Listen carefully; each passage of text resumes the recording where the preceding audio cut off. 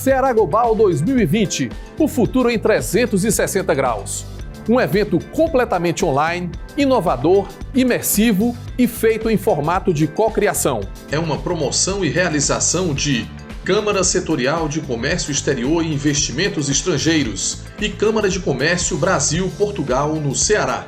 Patrocínio de ADESE, AECIP, APSV Advogados, Assembleia Legislativa do Estado do Ceará, BF Fortship, Banco do Nordeste, Bugabu Studio, Café Santa Clara, FIEC, Care, Sebrae Ceará, SP Combustíveis e Universidade de Fortaleza Unifor, Fundação Edson Queiroz. Com patrocínio de Secretaria de Turismo do Estado do Ceará.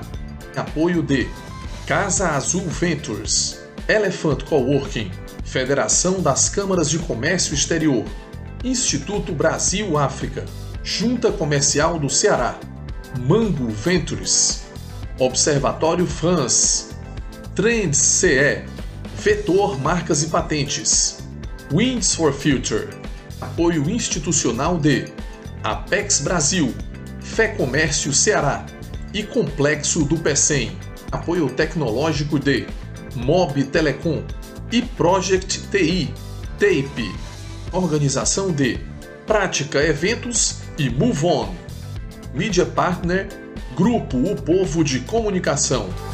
Ceará Global 2020, o futuro em 360 graus. Um evento que vai abordar não somente negócios internacionais, mas também desenvolvimento sustentável. No nosso painel de agora, nós vamos falar sobre os ODS em ação Educar para Desenvolver, em uma parceria, uma cocriação do Ceará Global com o Winds for Future. O evento será mediado pela professora Xênia Diógenes Benfatti, da Universidade de Fortaleza, que estará na estrutura montada na praia de Cumbuco, aqui pertinho de Fortaleza, e que vai conversar com a nossa painelista Tânia Barbosa, gestora da Fundação AMI, direto de Lisboa, Portugal. Aproveitem bem esse painel Ceará Global 2020. Estamos aqui, num painel do Ceará Global, onde nesse painel vamos discutir educação de qualidade. E para vocês entenderem, como esse painel vai funcionar, nós vamos, além das questões que serão colocadas para a nossa convidada, a professora Tânia Barbosa, nós vamos também trazer a realidade da educação aqui no estado do Ceará, também num contexto nacional, para que possamos analisar qual é o impacto dos objetivos da ODS, na educação de qualidade.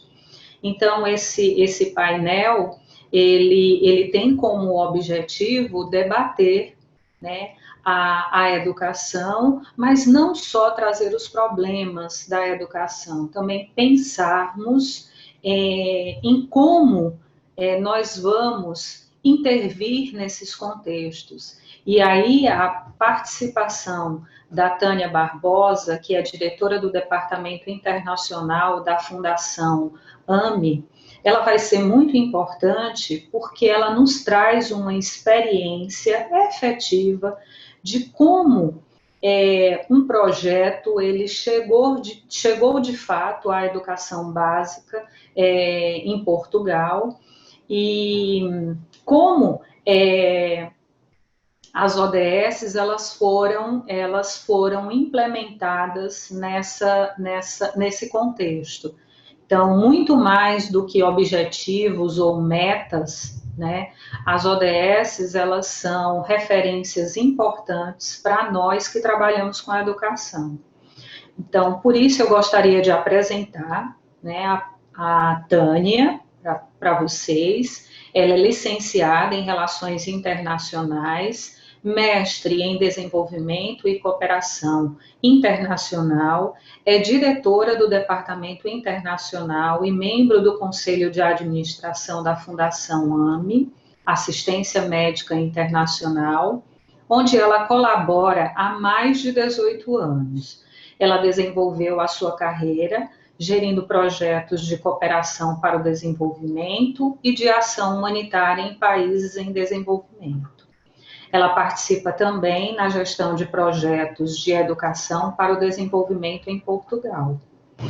E agora nós vamos iniciar oficialmente esse painel, né, trazendo para a Tânia, né, aqui para o centro da nossa conversa, e nós queremos saber da Tânia o que é o projeto, né, os ODS em ação, como ele surgiu, e depois nós vamos também trazer alguns dados, né, do Ceará, para que a Tânia possa entender a nossa realidade e comece também a pensar quais são as sugestões, as indicações dela, como implementar um projeto dessa natureza aqui no nosso estado, tá bom?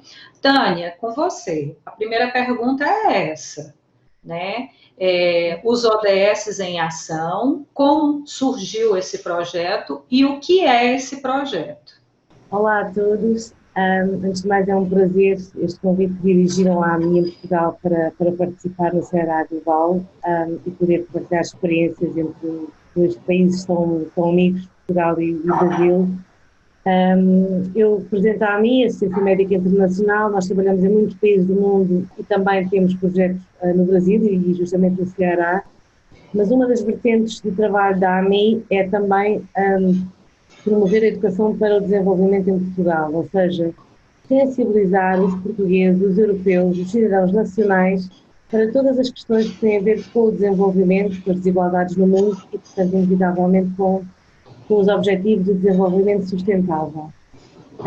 Neste contexto, a AMI já fazia em Portugal há muitos anos, desde finais da década de 90, ações nas escolas, em que era convidada a falar sobre temas como a cidadania, o voluntariado, a solidariedade. Depois, quando houve a introdução dos Objetivos de Desenvolvimento do Milénio, começámos a falar um pouco dos ODM nas escolas, e quando surgiu aqui a passagem para os ODS, em 2015, começámos então a falar sobre os ODS especificamente. Inclusivamente, na altura, tínhamos uma parceria com uma editora portuguesa, que é a editora de livros do ensino secundário em Portugal, que nos convidou e fez parceria connosco para que nós fôssemos falar aos professores inicialmente sobre os Objetivos de Desenvolvimento Sustentável. Isto porque os ODS em Portugal são matéria de algumas disciplinas, sobretudo da disciplina de Geografia, no 9º ano, e são também matéria da disciplina do 5º ano, da disciplina de Cidadania. E, portanto, foi assim um bocadinho que começou esta ideia do projeto. O projeto ODS em Ação, no fundo, foi uma formalização do projeto, daquilo que nós já fazíamos, em que planeámos uma intervenção durante o ano letivo de 2018-2019, fomos ter financiamento da cooperação portuguesa, do Estado português, para esta área, e esse financiamento, na verdade, permitiu-nos melhorar aquilo que nós já fazíamos, estruturar melhor a intervenção e munir-nos de recursos que eram importantes para fazermos melhor as sessões na escola. Foi, por exemplo, o caso da produção de um vídeo, que sentíamos que havia essa necessidade, um vídeo sobre os ODS dirigido aos jovens. Foi a produção de uma bola que é utilizada nessas sessões para fazer dinâmicas mais divertidas com os alunos, panfletos e outros materiais que nos permitiram, durante esse ano letivo, chegar às escolas. E assim foi. No total do ano, nós inicialmente fizemos sessões com os professores, ou seja, antes de falar com os alunos, entendemos que era importante ir falar com os professores e explicar-lhes o que era o projeto e explicar-lhes o que é que nós tínhamos para lhes oferecer. E para oferecer aos seus alunos, inclusivamente, não só em termos de conteúdo das sessões, mas também em termos do material que tínhamos à disposição. E, portanto, no arranque do ano letivo, nós falámos com 306 professores, em 13 sessões e em 13 localidades espalhadas por todo o nosso país, quer no continente, quer nos arquipélagos da Madeira e dos Açores. A partir daí, com o arranque do ano letivo, houve muitos professores que nos começaram a fazer pedidos para que fôssemos então às respectivas escolas fazer as sessões, desta vez elas sim dirigidas aos alunos. No nosso projeto, o nosso grupo-alvo eram os alunos do 9º ano, portanto, corresponde ao 3º ciclo de Portugal, mas rapidamente percebemos que a matéria dos ODS também era ensinada no 5º ano, portanto, começámos a ter várias solicitações de professores do 5º ano para que fôssemos falar e, na verdade, acabámos por ter também convites de outros grupos, porque havia professores que juntavam a sua turma do 9º ano, mas convidavam também os meninos do 7º, do 8º ano, do 10º ano, e, portanto, no total do ano, nós superámos totalmente as nossas expectativas e as nossas previsões em termos de número de alunos abrangidos e acabámos por realizar 171 sessões sobre os ODS a 7.426 alunos em todo o país. E é isto. De referir talvez também que uma das preocupações, portanto, além de, nessas sessões, explicar um pouco aos meninos o que são os ODS e mostrar-lhes as diferenças entre países, entre continentes, entre várias realidades, no final tentávamos estimular a que eles próprios procurassem oportunidades de voluntariado nas regiões onde estavam, quer fosse através de ações da própria AMI, quer fosse através de ações de outras organizações criadas nos seus locais, nos locais das suas escolas, para que pudessem ser jovens mais ativos. E refiro também que a AMI faz todas essas ações relacionadas com o ODS, enquadrado também na sua estratégia de trabalho, que é muito focada nos ODS, para os vários projetos que nós temos, quer a nível nacional, quer a nível internacional, e também por isso entendemos que é importante e fazemos parte da Aliança Portuguesa dos ODS, que é no fundo o braço português do movimento maior, que é o Global Compact das Nações Unidas, justamente enquanto grande entidade a nível internacional responsável por promover os Objetivos de Desenvolvimento Sustentável. Que bom conhecer esse projeto e, pelo que você nos apresenta, um projeto que teve, de fato, uma grande extensão, né? E acredito que um impacto social muito grande, né? Para nós entendermos, né, o que são os Objetivos de Desenvolvimento Sustentável, nós precisamos falar desse esforço coletivo e que ele não é um esforço situado, mas é um esforço global, né? As ODS, elas estão descritas através de 17 assim denominados objetivos, e que o 4º objetivo é a educação de qualidade. Tudo isso visto do ponto de vista da sustentabilidade. Então, quando você, Tânia, nos traz esse projeto, você nos mostra que não adianta somente nós termos uma política desenhada sem que, de fato, projetos como esse deem sustentação para que, de fato, a gente possa chegar a uma educação de qualidade. Aqui no Ceará, nós temos alcançado algumas metas, nós temos trabalhado de forma muito intensa na educação. O estado do Ceará se tornou uma referência para o Brasil no que diz respeito à alfabetização, né? Foi do estado do Ceará que surgiu um programa que ele tornou-se nacional, que é a alfabetização na idade certa, mas só pelo nome do projeto dá para a gente entender que nós ainda temos grandes desafios, né? Mas para você entender um pouco da realidade brasileira, mais especificamente da educação no Ceará, né, eu trago aqui algumas referências para você, né, sobre o nosso estado, né, dentre elas que 98% das nossas crianças, elas estão no ensino fundamental. Na década de 90, né, do século passado, nós tínhamos um grande desafio, que era colocar essas crianças dentro da escola. Hoje, esse não é mais o nosso desafio. né? Nós já temos essas crianças dentro da escola.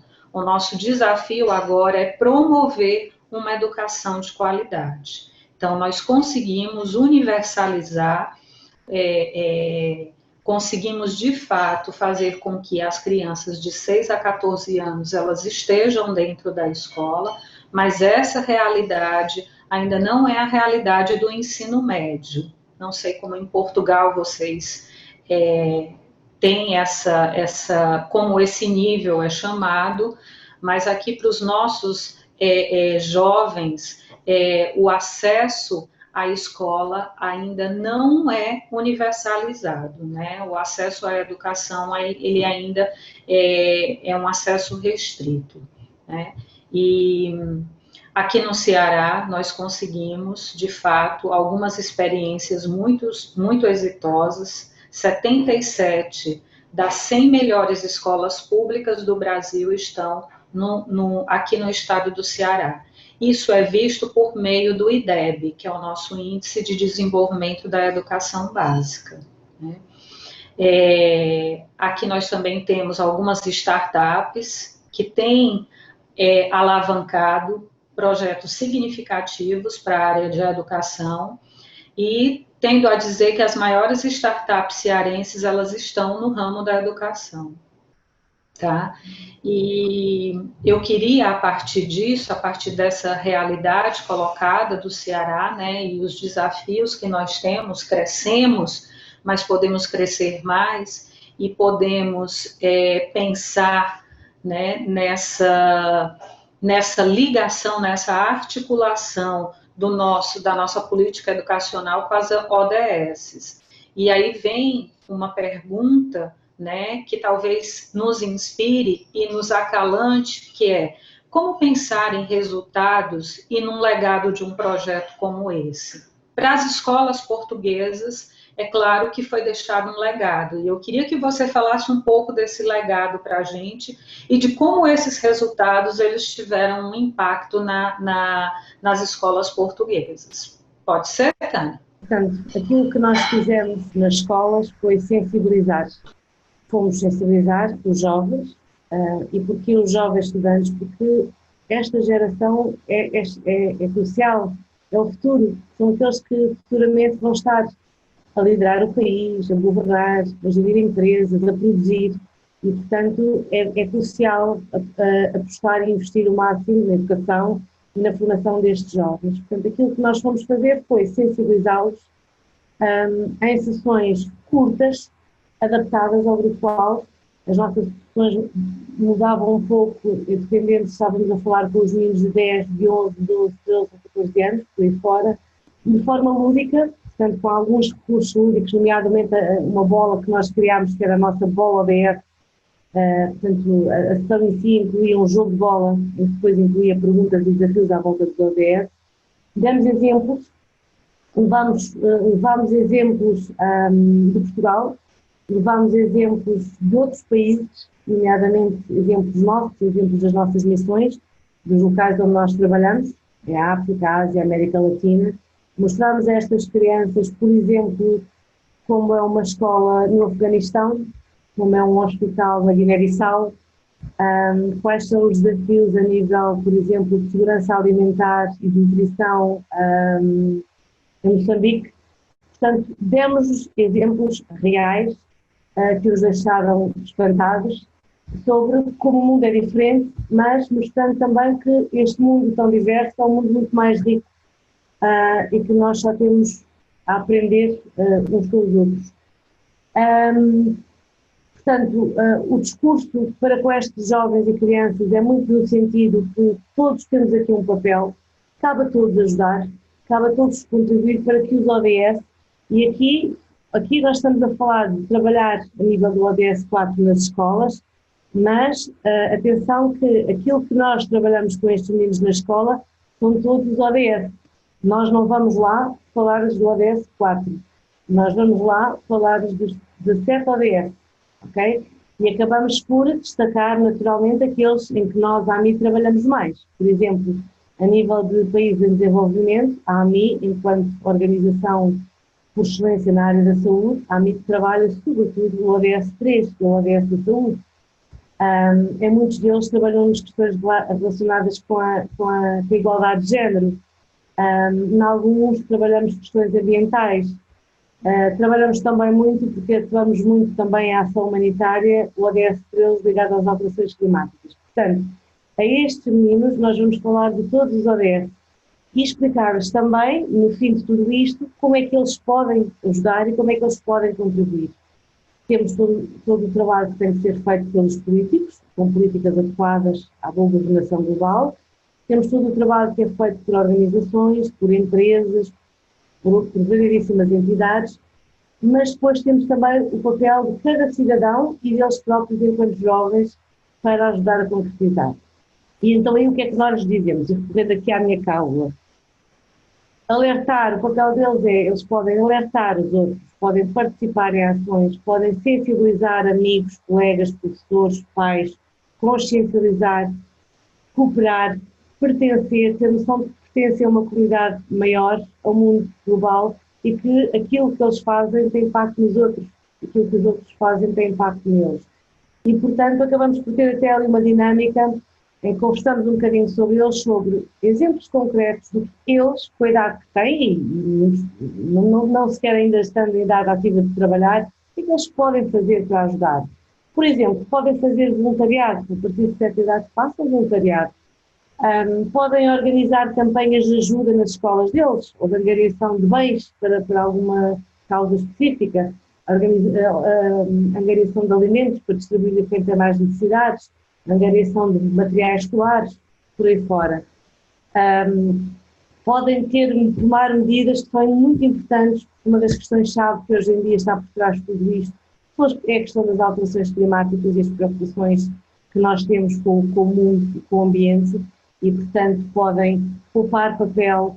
Ensinamos que é importantíssimo desligarem a torneira enquanto estão a tomar ducha ou a lavar os dentes e não desperdiçar água.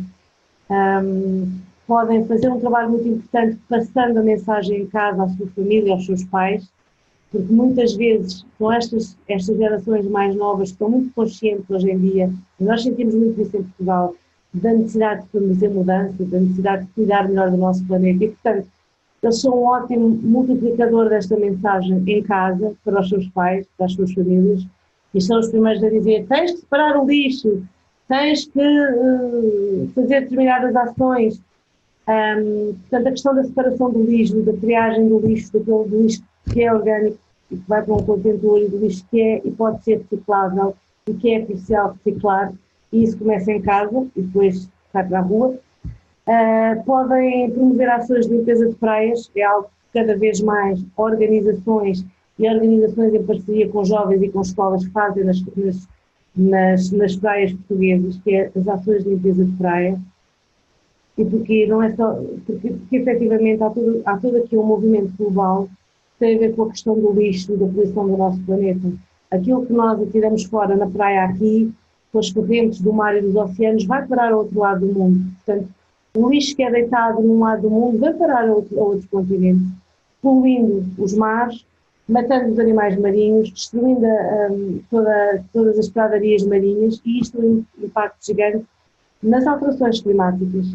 E, portanto, é importante trabalhar estas causas. Quando são feitas ações de limpeza de praia em Portugal e feitas recolhidas amostras daquilo que é apanhado nessas praias, nós temos as beatas de cigarro. São centenas em pequenos espaços de areia na praia. Temos muito plástico. Ora, o plástico tem vindo a ser cada vez mais falado. Ele é consumido pelos animais no mar, mata esses animais, mas não nos esqueçamos que, em última instância, também nós consumimos esse peixe, vamos estar a comer esse plástico marinho, esse microplástico. E, portanto, são todas essas questões que nós achamos que é importante falar com os jovens, sensibilizá-los e mostrar: isto é o que vocês, com a vossa idade, podem fazer. Façam, sejam cidadãos ativos. E mesmo ao nível da saúde, estimulá-los a organizar nas suas escolas campeonatos desportivos, atividades desportivas, para promover o ODS 3, que é o ODS da saúde, e que é tão importante, e não tem apenas a ver com a saúde física, mas com um conceito mais global, que é o bem-estar também psicológico, o estarmos bem com nós próprios para podermos ajudar na sociedade e ajudar os outros. Portanto, eu acho que este é o maior legado que nós deixamos ou que nós tentamos deixar na escola. Não fazemos mudança com uma sessão, mas e dos alunos que nós abrangemos, uns são mais participativos, outros menos, uns são mais atentos, outros são menos, mas é muito interessante nós vermos como nas escolas os grupos ficam tocados por aquilo que ouvem, muitos deles ouvem falar destas temáticas pela primeira vez, ou pelo menos há uma abordagem que é a abordagem feita através do ensino e dos manuais escolares, mas é uma abordagem um pouco mais teórica e, portanto, nós trazemos aqui um pouco ao mundo real e aos desafios que existem de facto neste planeta. E a partir daí nós vemos que há escolas que são mais dinâmicas e depois a partir daí desenvolvem iniciativas por elas próprias, voltam-nos a chamar, fazem pequenas ações de voluntariado ou querem elas próprias envolver-se em ações de voluntariado que nós fazemos e, portanto, acho que este é o legado, é a sementinha que nós esperamos deixar nas escolas e nos jovens portugueses para que sejam adultos melhores do que aqueles que nós somos hoje e façam muito mais por planeta do que aquilo que se faz hoje. Eu queria te trazer uma outra provocação, que ela está na nossa pauta, né, no nosso diálogo. Bom, primeiro a premissa que a gestão pública ela não consegue de fato dar conta de todo esse projeto, né, chamado educação de qualidade, tá? Então, isso é uma premissa que eu coloco para essa nossa pergunta. A participação da sociedade, mais especificamente, a participação das organizações não governamentais, elas dão suporte a todo o trabalho da gestão pública. Então, eu queria que nós gostaríamos de escutar um pouco como a AME, como essa experiência, né, de uma organização não governamental, ela se conectou ao projeto, né, das escolas em Portugal, tá?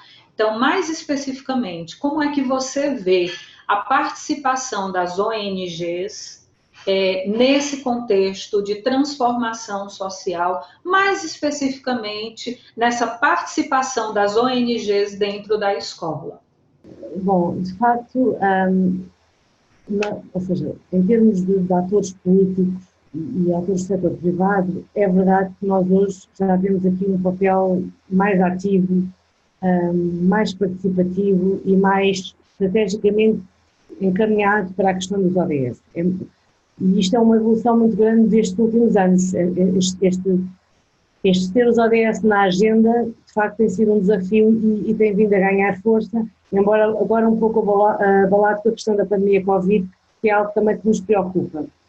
Portanto, mas ainda assim, efetivamente, as organizações do terceiro setor, aqui em Portugal, nós sentimos que têm aqui um papel muito importante, porque as escolas vivem diversos desafios, e dificuldades também no contexto português, em termos de condições, de formas de funcionamento, etc. E às vezes nós notamos que as organizações por vezes vêm trazer às escolas e vêm trazer aos próprios professores algum ânimo e boa receptividade a formas diferentes de passar a mensagem, a formas diferentes de ensinar, a novos recursos também de apoio. E portanto as organizações acabam por fazer aqui um papel que eu acho que é importante. Não é, e que é complementar àquilo que é o ensino mais tradicional. Eu fazia aqui um parênteses para apresentar muito rapidamente um outro projeto, também ligado à Educação para o Desenvolvimento e aos ODS, que nós temos em curso com o financiamento europeu, e é um projeto que é focado em 3 ODS, que é o 11, o 12 e o 13, ligado à questão das cidades sustentáveis, que é uma preocupação da agenda global, ligado ao 12, que tem muito a ver com a questão da produção do plástico e do consumo do plástico, e o 13, que tem a ver com as alterações climáticas e que é o pano de fundo deste projeto. E com ele o que é que nós fizemos? Nós conseguimos financiamento europeu para nós próprios financiarmos a ação de pequenas organizações espalhadas por todo o país, em Portugal, para nas suas áreas geográficas, nas suas localidades, e muito melhor do que nós, porque estão sediadas nesses locais, fazerem elas próprias sensibilizações para essas temáticas. E, portanto, uma vez mais, não era imperativo que isto passasse pelas escolas, mas na maior parte dos projetos passou justamente pelas escolas. Ou seja, essas organizações foram apresentar-nos ações justamente para complementar aquilo que era feito nas escolas e trabalhar nas escolas questões relacionadas, muitas delas com este ODS 12, que é a questão do lixo, do consumo do plástico, etc. E, portanto, eu recordo-me ter ido a uma escola ver um projeto desses que nós apoiámos, mas que foi feito por outra pequena organização em Portugal, em que tinham feito, é uma escola que trabalhava muito questões relacionadas com o ambiente e com o mar, e eles foram fazer muita sensibilização para essa área. E foi muito interessante que eu entrei numa escola primária, ensino básico, e eles tinham uma zona do corredor, toda ela com material produzido por eles, em plástico, em papel, em cartão, alusivo ao mar, à questão da vida marinha, e depois tinham todo um corredor cheio de garrafões que eles estão a juntar, ou seja, dos garrafões de água de 5 litros que nós consumimos, eles aproveitam e vão utilizar esses garrafões para outros efeitos, e portanto foi interessante ver ao vivo o que é que uma escola que teve aqui um pouco deste apoio e deste chamariz de uma organização conseguiu fazer e como se conseguiu mobilizar para estas ações.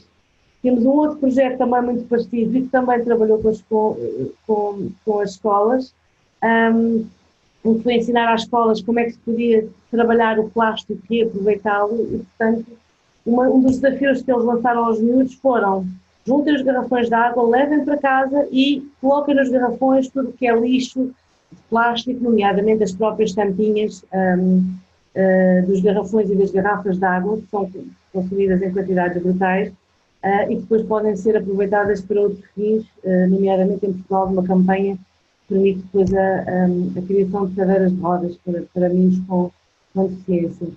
E, portanto, cada vez mais o que nós vemos temos cada vez mais pedidos das escolas, às vezes a nossa dificuldade é dar resposta e conseguir chegar a todos, e eu penso que isso significa que as escolas reconhecem que há aqui um trabalho interessante, diferente, e sobretudo muito prático, com um caráter muito prático, que lhes pode ser passado pelas organizações não governamentais. As organizações não governamentais estão também a assumir aqui algum papel, sempre complementar, evidentemente, a nível do ensino superior. Por exemplo, no nosso caso, no caso da AMI, nós vamos envolvendo-nos em alguns cursos superiores, a nível de mestrado, por exemplo, ou a nível de licenciatura, em que somos convidados a falar de determinados temas. Por exemplo, o presidente da AMI e uma equipa da AMI são responsáveis por lecionar a disciplina de Medicina Humanitária na Faculdade de Medicina de Lisboa. É uma cadeira opcional para os alunos de Medicina do 3º, 4º e 5º ano, e esta cadeira de Medicina Humanitária, no fundo, o que é que eles vai fazer? Não lhes vai ensinar Medicina, não lhes vai ensinar especialidades, porque isso eles têm melhor do que ninguém com os respectivos docentes, vai sim dar-lhes uma perspectiva deste mundo global, dos desafios que existem nesse mundo global. E uma das mensagens que é muito passada é essa: independentemente de todas as ferramentas que estes alunos aprendem para exercer medicina, com uma série de equipamentos e recursos de tecnologia muito sofisticada, antes de mais, lançar-lhes o próprio desafio de pensar em fazer uma missão num país, por exemplo, como a Guiné-Bissau, onde nós trabalhamos, em que os desafios são tão grandes, os recursos não existem, portanto, é sobretudo a capacidade do próprio ser humano e do próprio técnico de saúde que está ali e que é determinante para fazer melhorar e atender e cuidar daqueles que são os seus doentes. E é isto, em termos daquilo que é a nossa participação em Portugal. Excelente, Tânia.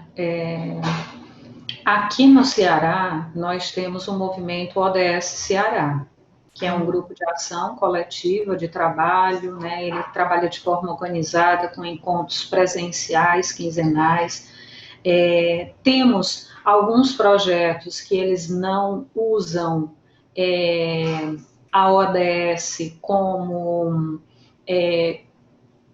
em sua nomenclatura, mas eles trabalham, né, os objetivos dentro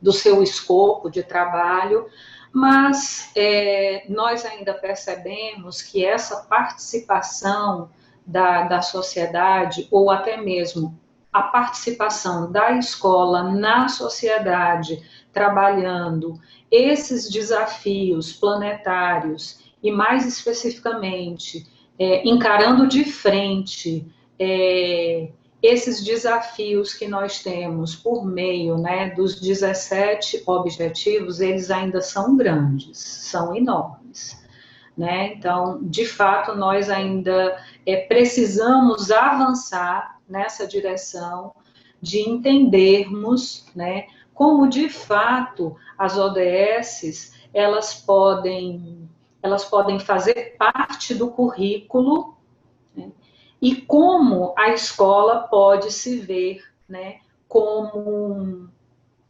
algo integrado, né, à sociedade, né? Os exemplos que você nos traz aí mostram esses projetos de olhar para a produção de resíduos, né, e pensar como a escola pode trabalhar nessa linha, nessa direção, projetos que estão relacionados à questão da inclusão, projetos que estão relacionados à questão do clima e do desenvolvimento sustentável, né, da nossa produção, né. Não dá para nós pensarmos numa educação de qualidade que ela não esteja transversalmente atravessada por esses 17 objetivos. Uhum. E aí eu queria que você fizesse uma leitura crítica, tá? Dos objetivos do milênio, né? Com os objetivos de desenvolvimento. Xénia, já agora, se não se importa, antes de avançarmos para essa outra questão, eu gostava de trazer um exemplo do Ceará. Pode ser? Pode. Nós temos uma parceria já muito velhinha, que nos satisfaz muito, com uma organização do Ceará, que é a ACOM, Associação Comunitária de Milagres. É uma associação que está sediada em Milagres, ao pé de Juazeiro do Norte, que fica a cerca de 500 km de Fortaleza, e é uma organização que é relativamente parecida com a AMI em termos de dinâmica e em termos de diversidade de intervenção. A parceria com esta organização insere-se no quadro do nosso programa People, ou seja, projetos internacionais em parceria com organizações locais, e também ela contribui para um ODS, não estou a erro, o ODS 17, que também já vem dos ODM e que tem a ver com a importância das parcerias globais, não é? E da necessidade de trabalharmos todos em conjunto estas questões dos ODS. E, portanto, esta parceria com a ACOM já dura desde 1993. A ACOM tem vários setores de intervenção. Um deles tem a ver com o ODS 3, da saúde, que eles têm um hospital, que é o Hospital de Madre e Maternidade Madre Rosa Gatorno. O hospital esse que nós temos vindo desde há muitos anos a apoiar, com alguns recursos, sobretudo em momentos mais críticos, em que sentem necessidade de ter recurso. Inclusivamente, no âmbito desta parceria, nós enviamos, normalmente, por ano, cerca de 2 estagiários de medicina, portanto, jovens recém-licenciados ou a finalizar a sua licenciatura em medicina, que vão fazer um estágio de 2 meses neste hospital. Portanto, uma vez mais, também tem a ver aqui com questões do ODS 4 e com o poder dar a estes jovens que se estão a formar em medicina em Portugal a oportunidade de irem aprender e de irem pôr mãos à obra num contexto que é diferente daquele que eles terão aqui. Depois, esta organização, e porque eles não trabalham só em saúde, trabalham também na área do ODS 4, com algumas intervenções em educação e cidadania, nomeadamente com a criação de uma sala de leitura para crianças, com o curso de pré-vestibular comunitário, entre variedíssimas outras atividades. E, portanto, esta parceria para nós é uma parceria extraordinária, porque é um parceiro que aí, junto de vós, no Ceará, concretiza connosco e nos ajuda a contribuir para os vários ODS, nomeadamente para o ODS 4. Excelente, Tânia, obrigada, né, pela referência. É tão bom saber e ouvir essas parcerias, porque elas sempre nos trazem essa inspiração. E tudo que hoje é bom e tem um impacto social, penso que precisa ser socializado. Um painel como esse, ele é muito rico do ponto de vista não só acadêmico, mas também do ponto de vista das organizações de uma forma geral, para pensarmos em possibilidades como essa, né, no município de Milagres. Tem uma pergunta aqui que ela está colocada, mas você fique à vontade, né, para responder, que é como você vê, como você acredita, né, faz essa conexão dos objetivos do milênio, né, com as ODSs, né? As ODSs, elas estão em alta, né? Me parece que elas ganharam um destaque muito grande, né? E como é que você está vendo, né? Hoje as pessoas estão falando muito em ODS, algumas pessoas nem sabem o que são essas tais das ODS, né? Ou os ODS, né? Aqui no Brasil, às vezes, a gente coloca as quando nos referimos às metas, né? E os quando nos referimos a esse projeto global, que são os objetivos, mas eu queria que você nos falasse como é que você está vendo essa disseminação das ODSs, não só em Portugal, mas no mundo. Olhando aqui um bocadinho para a parte mais histórica, os ODM, Objetivos de Desenvolvimento do Milénio, foram assinados a nível das Nações Unidas em 2000, embora as metas que eles estipularam tivessem como baseline, ponto de partida, os valores de 1990. Mas eles foram assinados em 2000. Em 2000 vivia-se a nível internacional uma época de glória. Paz no mundo, tinha acabado a Guerra Fria, muitos programas de desenvolvimento, muitas agências das Nações Unidas a funcionarem muito bem e, portanto, estávamos numa fase muito otimista em que o mundo ia correr bem e não havia por que correr mal. E foram definidos aqueles 8 ODM, que alguns deles são comuns aos ODS, a saúde, a educação, a igualdade de género, as parcerias globais, etc. Mas há aqui uma grande diferença em relação aos ODS, que é os ODM eram só para os países em desenvolvimento. E, portanto, as metas que eles estipularam eram só para os países em desenvolvimento.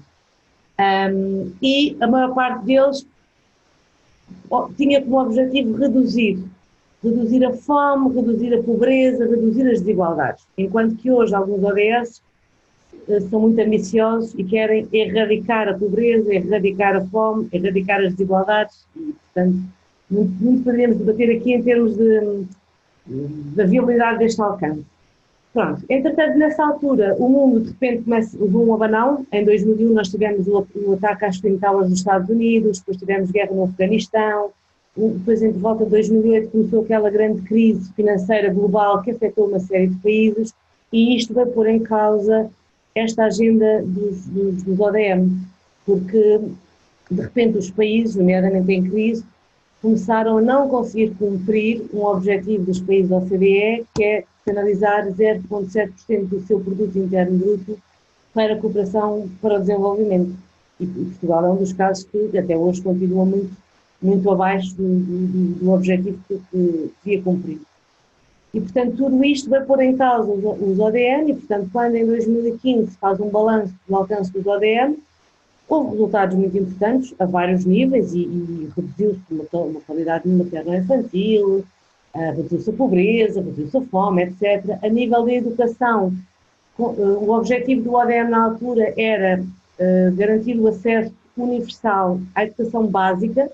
Portanto, o objetivo era só a nível do ensino básico, enquanto que hoje o ODS vai mais longe e, portanto, como a professora Xénia disse, portanto, trabalha também a questão do alcance a nível do ensino secundário, da melhoria da qualidade da formação, etc. Mas na altura o objetivo era garantir que todas as crianças fossem à escola primária, básica. E esse objetivo foi alcançado em 91%, portanto o resultado foi muito, muito bom. E, na verdade, os restantes 9% têm muito a ver com contextos de conflito e de guerra, em que efetivamente as crianças não têm como ir à escola, e em contextos particularmente complicados, como o caso do Afeganistão, onde nós tínhamos uma parceria com uma organização que apoiámos a construir uma escola, mas que as meninas muitas vezes eram vítimas de violência e vítimas de ataques com químicos às suas caras, que elas usavam a sair de casa para ir até à escola. ODS 2015, nova agenda, muito mais ciente dos desafios do mundo global, passou a ser uma agenda para objetivos a alcançar por todos os países do mundo e não apenas por países em desenvolvimento, já que faz todo o sentido, todos os países atravessam a sua linha de desenvolvimento e, portanto, têm metas de melhoria, com novas preocupações, abordando temas que antes não eram abordados desta forma, a questão das alterações climáticas, da ação humanitária, as cidades mais sustentáveis, questão de proteção da vida marinha, questão até de questões ligadas à competitividade da economia, etc. E, portanto, este ODS tem aqui uma agenda que é a agenda dos 5 Ps, que são focos das suas preocupações, as pessoas, no centro desta agenda, a questão da prosperidade, mas sim, prosperidade económica também, mas com sustentabilidade, o planeta, todo o planeta como alvo de atenção, as parcerias, já que se reconhece que é impossível pensar sem trabalhar sozinho, é fundamental trabalhar em parcerias, entre organizações do Norte e do Sul, entre organizações portuguesas e brasileiras, entre empresas e organizações, entre escolas e empresas.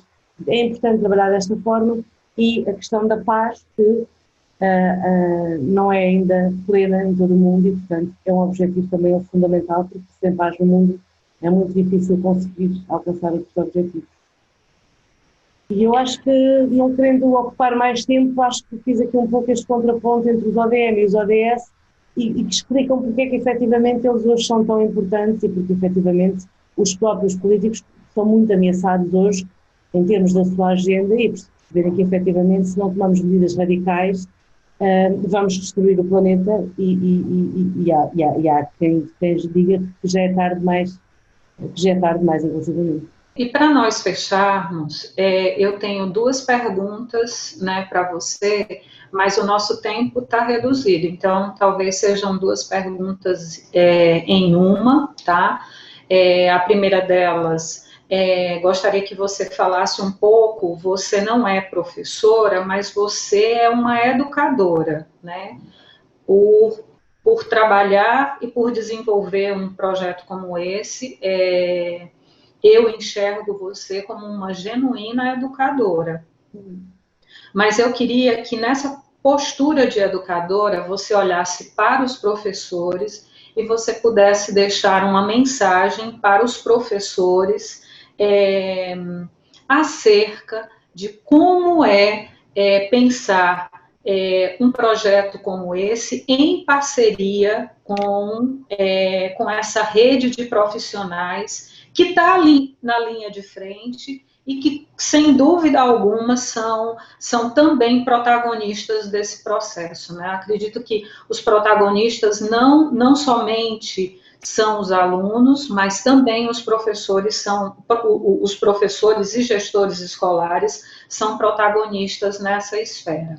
E aí, juntando com essa pergunta, eu queria que você analisasse esse cenário de pandemia, né, e pudesse nos falar um pouco dessa articulação das ODS, né, e de um trabalho como esse com a pandemia. Então, são 2 perguntas em uma, né, e eu faço esse desafio para você, já que o nosso tempo é curto, né, para você responder em 5 minutos. O primeiro período é, de facto, um grande desafio. O ser professor, eu diria que é das profissões mais importantes do mundo, por isso que nós falamos agora, de facto, está muito nas mãos dos professores, com os desafios todos que têm, formar estas crianças, formar os alunos que têm em suas mãos, seja na Europa, seja na América Latina, seja em África, na Ásia, com todos os desafios e especificidades de cada região, de cada país, não é fácil, mas é uma responsabilidade enorme, porque depois são estes meninos que vão ser o futuro. As organizações do terceiro setor estão interessadas, estão disponíveis, eu quase que uso aqui um pouco falar pelas outras, mas estão disponíveis, estão interessadas, têm estes projetos que lhes permitem chegar às escolas e, portanto, acho que é uma parceria que é de apostar, que é de explorar. Às vezes sentimos, e no caso português, e eu não quero afundar essa área porque não é toda a minha área de especialidade, mas os currículos estabelecidos para cada ano de ensino são muito pesados, são muito puxados, há muita matéria que os professores têm de dar. E às vezes acaba por ser também um grande desafio isto de como é que eu vou introduzir aqui novas coisas, mais todo o tempo e todo o programa que eu tenho para gerir. E, portanto, às vezes, talvez, estas oportunidades que as organizações querem dar possam ser um pouco postas de parte por causa destes programas. Mas voltamos a esta questão, dar aos meninos a possibilidade de viver o mundo real, perceber o mundo real, com exemplos, com experiências, até com ações de voluntariado, porque não, é também importantíssimo para a formação destas crianças e eu acho que é isso que não se pode esquecer. Portanto, nós, à AMI, temos feito este trabalho mais a nível de Portugal, apenas a nível de Portugal, mas acabo por este público novo, para quem falo hoje, acabo por também deixar este desafio e este convite, que estamos perfeitamente à disposição, apesar da distância, mas hoje temos tecnologia que permite estarmos perto, portanto, deixo o desafio, estamos disponíveis para falar, para dar exemplos, para partilhar e para promover o mais possível esta agenda ODS, que tem metas a alcançar até 2030, já falta muito pouco tempo e portanto, que era importante conseguir alcançar o máximo possível. No que toca à pandemia, de facto há aqui alguns desafios, uma vez mais enfim, a pandemia, e não é só a pandemia enquanto problema de saúde pública em si, mas é a pandemia enquanto crise económica gravíssima que já está a trazer e que aos poucos irá trazer grandes desafios em todos os países do mundo, e fala-se isso em Portugal. A situação ainda não está tão descontrolada porque há apoios para as empresas que estão a funcionar a meio gás, etc., mas o que se estima é que muito em breve o desemprego vai explodir. E com o desemprego vem crise económica, vem capacidade de redução do poder de compra, vem fome, vem situação, aumenta-se os casos de pobreza. E, portanto, a pandemia, uma vez mais, pode ser aqui uma grande ameaça a esta agenda ODS que queria ver cumprida até 2030. Vamos ver, não esquecer, todas elas são prioridades e, portanto, não podemos esquecê-las todas. Não podemos esquecer a crise climática, apesar da pandemia, não podemos esquecer outras crises que o planeta sofre. E é isto. Eu ia dizer outra coisa, mas entretanto acho que já não sei. Já sei, em relação ao DS4, só mesmo para fechar. Em Portugal nós vivemos aqui grandes desafios, porque de repente, quando chegámos, o ano letivo em Portugal terminou, agora em junho, a nível de ensino superior ainda há uns exames, mas terminou em junho, na parte dos casos de alunos, e portanto, começou em março esta fase de confinamento. Portanto, em março estava mais ou menos a terminar o segundo período e a começar o terceiro e último período, e de repente toda a comunidade, quer a comunidade escolar, quer os pais em casa, foram confrontados com esta grande novidade que é os vossos filhos vão ter aulas em casa, por computador. E pronto, e todos tiveram que se adaptar a isso. Houve resultados muito bons, houve uma capacidade de adaptação muito boa, mas teve muitos problemas e talvez o maior problema que teve foi contribuir para aumentar as desigualdades. Porquê? Porque nem todos os meninos têm acesso aos mesmos recursos. Os meninos cujos pais têm computadores e internet em casa e conseguiram gerir, apesar dos desafios de estar em casa, teletrabalho e acompanhar o filho 1, o filho 2, com aulas, com trabalhos, conseguiram gerir. E essa parte ficou bem, acho que ficou muito bem.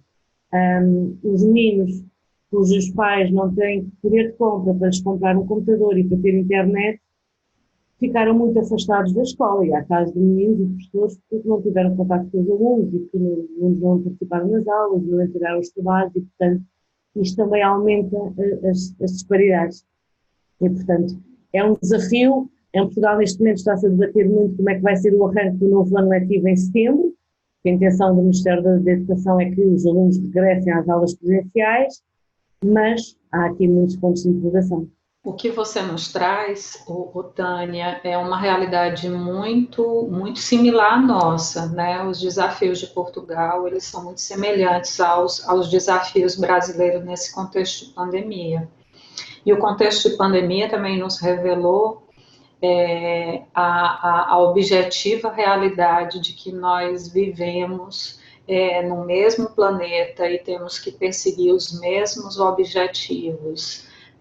Por isso eu queria parabenizar o trabalho desenvolvido pela AME, por você, dizer que foi um prazer escutar a sua experiência, ela foi e é muito significativo para a programação desse evento, né?